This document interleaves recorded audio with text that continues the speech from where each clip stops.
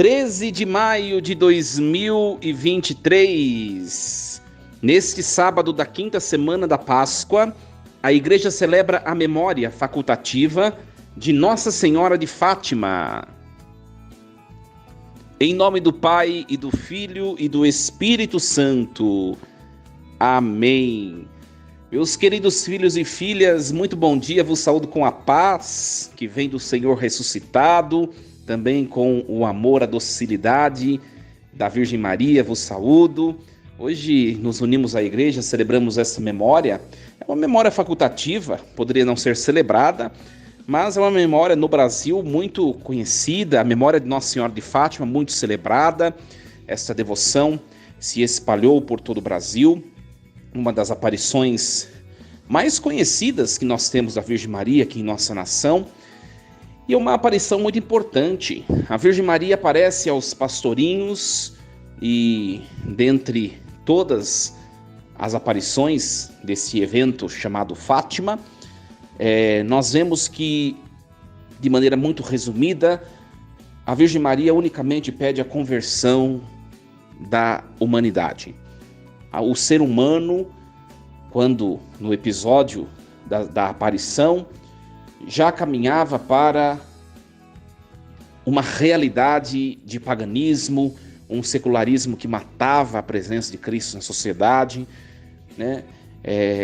E tantos outros males que nós vemos se insurgir, o comunismo e tantos outros.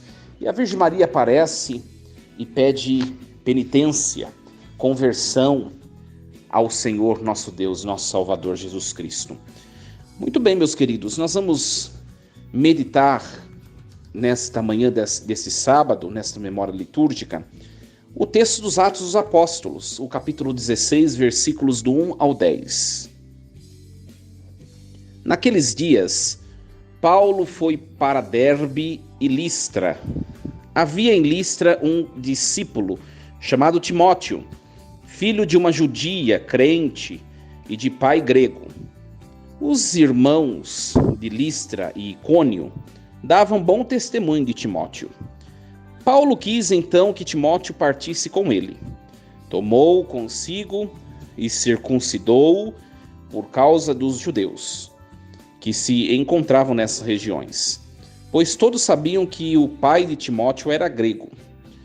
Percorrendo as cidades, Paulo e Timóteo transmitiam as decisões que os apóstolos e anciãos de Jerusalém haviam tomado e recomendavam que fossem observadas. As igrejas fortaleciam-se na fé e de dia para dia cresciam em número. Paulo e Timóteo atravessaram a Frígia e a região da Galácia, pois o Espírito Santo os proibia de pregar a palavra de Deus na Ásia. Chegando perto da Mísia, eles tentaram entrar em Bitínia, mas o Espírito de Jesus os impediu. Então atravessaram a Mísia e desceram para Troade. Durante a noite, Paulo teve uma visão. Na sua frente estava de pé um macedônio que lhe suplicava: "Venha a Macedônia e ajuda-nos." Depois dessa visão, procuramos partir imediatamente para a Macedônia, pois estávamos convencidos de que Deus acabava de nos chamar para pregar-lhes o Evangelho. Palavra do Senhor. Graças a Deus. Meus queridos, nós acompanhamos o capítulo 16 dos Atos dos Apóstolos. Os apóstolos, juntos de Paulo e Barnabé, já tinham decidido na Assembleia de Jerusalém, ou no Concílio de Jerusalém, que os de descendência pagã não precisavam ser circuncidados. Olha só que interessante esse detalhe no texto. Paulo ele vai para Derbe e Listra, e em Listra ele se encontra com um homem chamado Timóteo, né? E ele circuncida Timóteo. Ora, mas já tinha sido decidido no Concílio de Jerusalém que não precisava. E o texto ele faz questão de mostrar assim: Paulo quis então, Paulo tomou consigo, no caso Timóteo, e circuncidou por causa dos judeus que se encontravam nessas regiões. Olha só.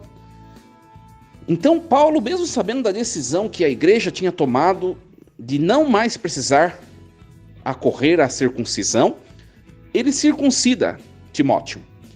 O que isso nos ensina?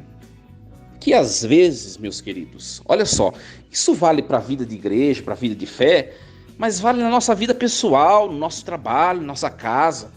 Às vezes a gente quer seguir a lei, né? Seguir a coerência, seguir aquilo que a gente sabe que é o correto, que é o adequado, que é o coerente, mas às vezes a gente quer seguir de maneira tão determinista que a gente acaba causando atrito com as pessoas, porque as pessoas não enxergam a necessidade daquilo que nós enxergamos, né? É muito mais frutuoso nós convencermos as pessoas do porquê das coisas do que convencê-las de maneira cega de fazer as coisas sem compreender. Paulo sabia que ali naquele momento tinham judeus junto. Se ele falasse assim: Timóteo, você não precisa ser circuncidado, vamos simplesmente ingressá-lo na fé, batizá-lo, tal, talvez ele causaria um escândalo e as pessoas não mais o ouviriam por causa de uma coisa tão banal que é a circuncisão para o cristianismo primitivo. Conseguem compreender? Às vezes a gente é tão ríspido em algumas coisas que a gente torna nós mesmos, né? Nós nos tornamos nós mesmos, às vezes, não mais ouvível pelas pessoas. Nós precisamos aprender que o anúncio do evangelho, ele acontece às vezes com jogo de cintura. Nós precisamos ter jogo de cintura. Tem coisa que a gente sabe que não é daquele jeito, mas pode ser que no começo a gente tenha que suportar aquilo para que depois nós anunciemos o evangelho.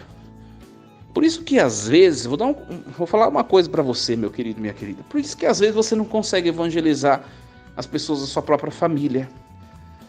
Porque você já fez uma experiência querigmática, uma experiência de encontro de amor com Jesus, e você já está numa fase que vai além disso, que é a fase do crescer na fé, do se aprofundar, do cumprir a lei, e você quer aplicar a mesma fase que você está para aqueles que ainda não passaram lá pela fase do querigma, que é a fase do despertar da fé.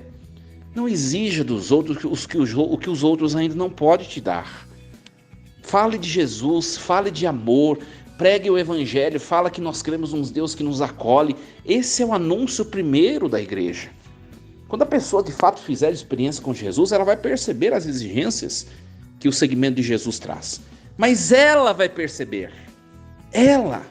O anúncio do evangelho, o querigma, o anúncio primeiro, ele deve ser simplesmente um apelo à conversão, mas um apelo a nos voltarmos para um amor de Deus. Os pormenores, é o próprio Deus quem vai depois exigir daquele que passou a amá-lo. Aprendamos com os apóstolos. Depois leia de novo esse texto, você vai perceber o que o Pablo está falando, né? E é muito interessante também que depois disso, Timóteo passou a andar junto de Paulo. Imagine se Paulo chega de maneira ríspida, impondo aquilo que ele já experimentou a Timóteo e aqueles judeus que estão em volta. Pode ser que ele nem teria ganho. Ele nem teria ganho a amizade e a companhia de Timóteo na sua vida apostólica. Então aprendamos com eles, meus queridos. Hoje nós celebramos Nossa Senhora de Fátima, como o padre já disse, uma devoção muito conhecida. É a Virgem Maria que faz um apelo de conversão para o mundo, um apelo de mudança de vida. E o apelo de mudança de vida para o mundo, ele também depende de nós, porque nós somos esses evangelizadores. Mas o nosso anúncio ele deve ser querigmático, convidar as pessoas à experiência de Deus, a fazer uma experiência de fato de se encontrar com Deus, de se jogar nos braços de Deus. E depois é Deus quem faz o restante. Deus nos ajude e que a Virgem Maria hoje e sempre reze por nós, por nossas famílias, e peçamos à Virgem Maria que, nessa data tão especial, na memória da Virgem de Fátima, a Virgem Maria interceda pela nossa nação. Vivemos dias turbulentos no nosso país, não só na vida econômico-financeira, mas, sobretudo, na vida política. A vida política da nossa nação está efervescente, né? Está turbulenta. Que a Virgem Maria possa aplacar pela sua poderosa oração junto de Deus tudo aquilo que não agrada a Deus.